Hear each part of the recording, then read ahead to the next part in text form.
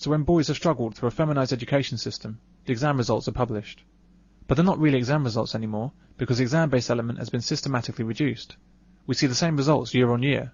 Girls are outperforming boys. But England, Wales and Northern Ireland show girls are still doing better than boys. Once again, boys are still lagging behind girls. Girls are still doing better than boys.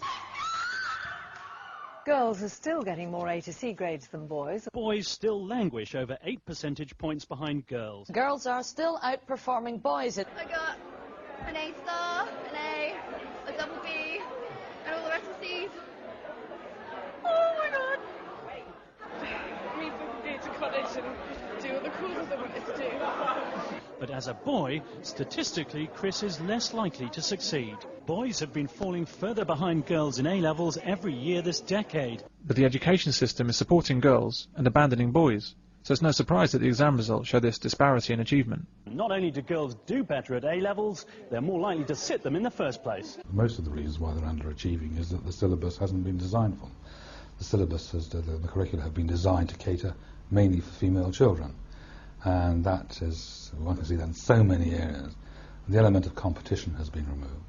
And that's probably one of the most important areas. Boys, and indeed men, positively thrive on competition. You can't stop men competing. Men are involved in all sorts of sports, and if they're not playing them, they're watching them. They compete with nature, they climb mountains, they sail around the world, they compete in the workplace. Competition is something that men seem to be motivated by to a very high degree, an extremely high degree, so much so that it doesn't stop in childhood. It goes on and on into adulthood and old age. And what have we done? We've removed it from the classroom. And so one of the main motivators for male children has been taken away. That's one reason. Another reason is that the way the material is presented, for example, in English lessons, young children are expected to write about their emotions and their feelings. This is something that girls seem to be quite happy to do and are interested in doing. Boys have very little interest in thinking about their own feelings and certainly have no interest in writing about them. The Chief Inspector of Schools in England, David Bell, says that even though girls are ahead of boys in exam results, they still need more encouragement. He says that Buffy the Vampire Slayer is a good role model for girls. If girls could learn from her example, they could overcome the glass ceiling and do as well at work as they do in schools. And the exams are beginning to mean less and less as the feminising of our education system suppresses real achievement. 96% passed the exams, with over 22% getting A grades. You can see a clue as to what's going on by this student's particularly insightful comment. I got 5 A's. What do you think about the idea that the exams are getting easier? It's easy if you follow the system, but otherwise it's pretty tough. As he says, if you follow the system, you can do very well. That's what feminised education is all about. The girls plod through all the coursework, tick all the boxes, and hand in all the assignments on time. You don't need any real ability to do well. You just need to follow the formula that's deliberately designed for girls. Those boys that can adjust to the female bias can still do well. Most, however, turn away. The way in which the children are examined, continuous assessment, is far more attuned to those who have the docile consistency to produce the work week by week by week. The way they're having to do the work is there is a lot more ordered writing that needs to be done in order to compute even the simplest of sums. And as a consequence, boys with their untidy writing, they're less concerned with detail, are far more likely to make mistakes. Girls, however, far more meticulous in carrying out these procedures, benefit from them. And this seems to be applying right across the curriculum. This is why employers are finding that GCSEs don't mean much anymore. They reward plodding mentality and not real ability. Generally speaking, the GCSE qualification is no longer a guarantee to an employer that the employee is going to meet the grade. The instant death exams suited boys, you know, they were the risk takers, so they would tend to outperform girls on just a straightforward written exam without coursework. But then when it comes to coursework, it's better, you know, girls operate better in that sort of sphere. More girls are sitting GCSE exams than boys. Many boys never actually get to sit GCSEs, as they're excluded for misbehaviour. Recently in Scotland they did a survey into what's going on in classrooms, because again you get this image all the time that boys are out of control, and they're skiving off this, that and the other, they actually found that girls were equally out of control in the classrooms, and they found that the girls were more likely to actually skive off school than boys, but when it came to exclusion from school, boys were 4 times more likely to be excluded than girls, again because of this perception, boys are the problem. Because girls then go on to take up more and more A-level and degree places, the subjects studied are changing as well. Girls avoid the hard sciences and maths and opt for subjects that interest them more. In my maths A-level course, there were no girls in the class, and in physics, there was a single female. Well, another trend from the results is the drop in students wanting to study science. Apparently, they think it's too hard. The number sitting physics, for instance, has dropped. It is very concerning that we've seen very sharp drops in the numbers of people who are studying foreign languages, who are studying computer science, who are studying all science subjects. In some cases, a drop of 50% or more in the last 10 years. They're opting instead for media studies and psychology. I want to continue dance because I think that's probably my favourite subject.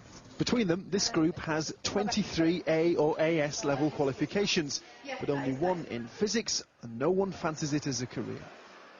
There didn't seem to be any points to what I was learning. There didn't seem like a kind of an outcome that was kind of relevant to me at all. I just didn't find it interesting. People assume that they'll go for creative things like dance and stuff because they assume that it's the easy option.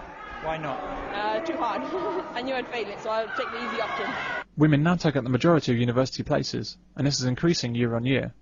But women don't like chemistry, or physics, or maths, or computing, because those subjects are too demanding. Women prefer the humanities and soft sciences, like psychology. Schools and colleges therefore have to devote more resources to the subjects that girls choose. The consequences of this discrimination against men are already becoming apparent. The study of chemistry is in crisis. The number of university chemistry departments has dropped by more than a third in just 10 years. And in the last 8 years, the number of chemistry students has fallen by 25%. We don't get enough money for the teaching and the research that we do, and we couldn't get enough well-qualified students. The future lies with these youngsters. The government has promised more money for science, but unless they can be convinced it matters, chemistry itself may gradually dissolve before our very eyes. The BBC presents this story as an issue of funding, and as is typical, goes out of its way to show female chemistry students on camera, even though they're very hard to find. But the problem with chemistry isn't directly about money. It's an issue born out of the discrimination against men in education. Psychology. It's one of the big threats to chemistry. Gemma Wright, typical of thousands opting for a subject they perceive as easier and more useful. Now, for every chemist, we're training 5 psychologists. It's a lot more people-centred. There's a lot more advertisements and publicity going around about psychology.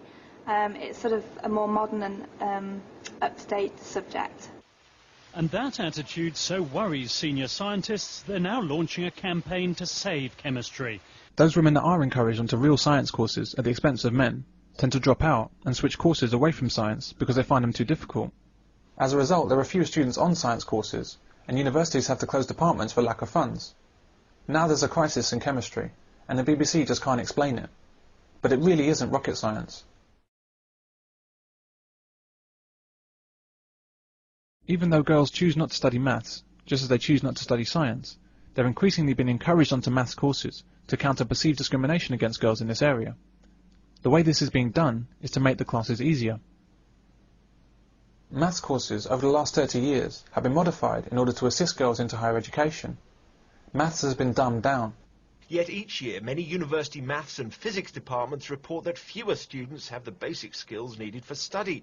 Since 1979, York University Physics Department has given its first-year students the same test. Year on year, the marks out of 50 have got worse and worse. In fact, Imperial is having to introduce remedial maths because they say the maths A-level curriculum is too easy. Questions that 30 years ago would have been given to 15 to 16-year-olds for the old O-level.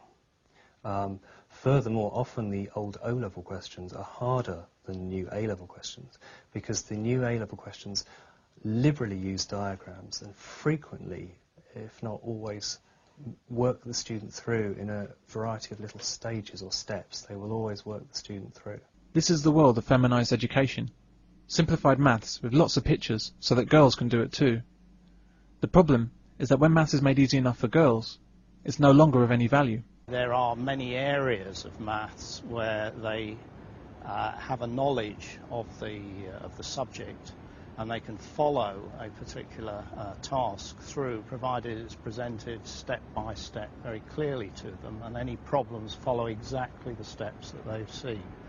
But they have a serious difficulty, in our opinion, if they are given any genuine sort of problems to solve. Someone to explain to me what all these mathematical equations mean. Who can do that? He's asking the right people. This is a summer school for gifted youngsters taking place at Imperial College in London. The gifted pupils at this event are all boys. You can tell that they must be all boys, because if there were any girls, they'd be the only ones on screen. Men are the geniuses that take us the next step forward in life, in science, in sport, in any field of endeavour. If we persist in dressing up females as being more capable than they are, if we continue denying boys a proper education, if we go on simplifying tuition to cater to female abilities, we're heading for a future where every aspect of humanity will be damaged, every achievement dulled.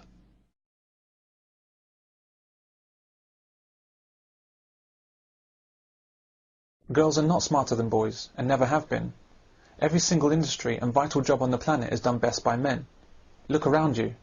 The internet, TV, car, music, aircraft, phone, even the clothes you wear, the bed you sleep in and the roads you use. Everything worthwhile on this planet is conceived, designed and built by men. Even products exclusively for women, makeup, bras, high heels, dresses, are designed best by men. This world needs boys and men that are properly educated. The world depends on men in a way it doesn't depend on women. As the saying goes, men build, women decorate.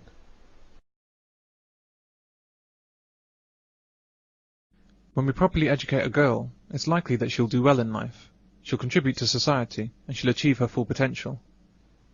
When we properly educate a boy, he might change the world.